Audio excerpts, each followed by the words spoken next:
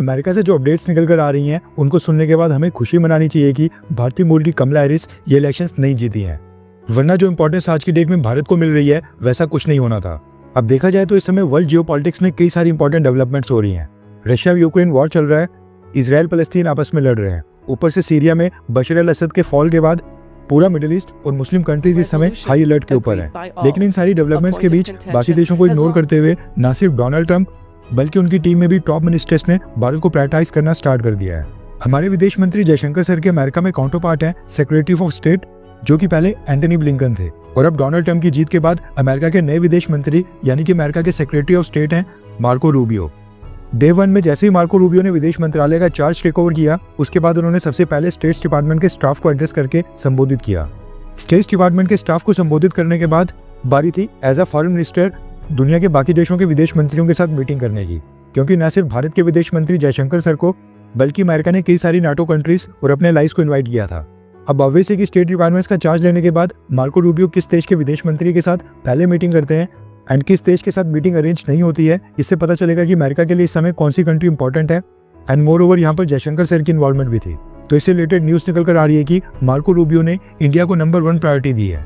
News निकल कर आ रही है कि मार्को रूबियो ने सेक्रेटरी ऑफ स्टेट का चार्ज संभालने के बाद सबसे पहले क्वाड देशों के विदेश मंत्रियों के साथ मीटिंग की थी। ये उनकी पहली ज्वाइंट मीटिंग थी जहां पर भारत, अमेरिका, जापान और ऑस्ट्रेलिया के विदेश मंत्री शामिल हुए। लेकिन क्वाड मीटिंग के बाद जब बारी आई 1-on-1 मीटिंग की, यानी कौन से देश के विदेश मंत्री के साथ उनकी पहली द्विपक्षीय मीटिंग होगी, क्योंकि क्वाड मीटिंग में तो 4 देश थे, तो डे 1 के ऊपर अपनी पहली बायलैटरल मीटिंग के लिए मार्को रूबियो ने Britain, France, Japan, Germany, not even Israel, India को चुना और जयशंकर सर के साथ अपने टर्म की पहली बायलैटरल मीटिंग की। अब यहाँ पर इंपॉर्टेंट चीज ये है कि मार्को रूबियो ने अमेरिका के विदेश मंत्री के रूप में जो पहली बायलैटरल मीटिंग की उसमें क्या क्या डिस्कस हुआ। जयशंकर सर ने बांग्लादेश इशू के ऊपर जो बाइडेन एडमिनिस्ट्रेशन की पॉलिसीज के ऊपर भी आपत्ति जताई, जिसके बाद न्यूली अपॉइंटेड मार्को रूबियो ने जयशंकर सर को आश्वासन दिया है कि बांग्लादेश के इशू के ऊपर वो भारत के साथ पूरा कोऑपरेट करेंगे और चीजें बाइडेन एडमिनिस्ट्रेशन जैसी बिल्कुल नहीं होंगी और इंडिया को भी लूप में लिया जाएगा। अब लास्ट टाइम भी डोनाल्ड ट्रंप ने पाकिस्तान को सारी फाइनेंशियल एड रोक दी थी और पाकिस्तान को सभी वेपन्स की सेल ब्लॉक कर दी थी, इसलिए बांग्लादेश के इशू के ऊपर डोनाल्ड ट्रंप एडमिनिस्ट्रेशन के ऊपर विश्वास करना तो बनता है।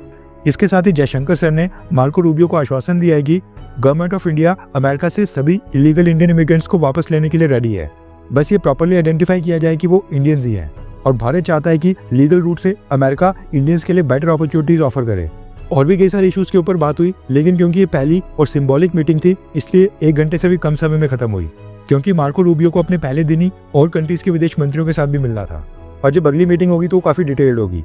सेक्रेटरी ऑफ स्टेट का चार्ज लेने के बाद डायरेक्टली भारत के साथ बायलैटरल मीटिंग करके मार्को रूबियो ने साफ कर दिया कि भारत के साथ रिलेशंस इस समय अमेरिका के लिए सबसे ज्यादा अहमियत रखते हैं और टॉप प्रायोरिटी के ऊपर है। अब ये कोई कोइंसिडेंस यानी कि संयोग नहीं है, ये चीजें प्रॉपर प्लानिंग के साथ होती हैं ताकि अमेरिका ये मैसेज दे सके कि दुनिया का कौन सा देश उनके लिए कितनी अहमियत रखता है।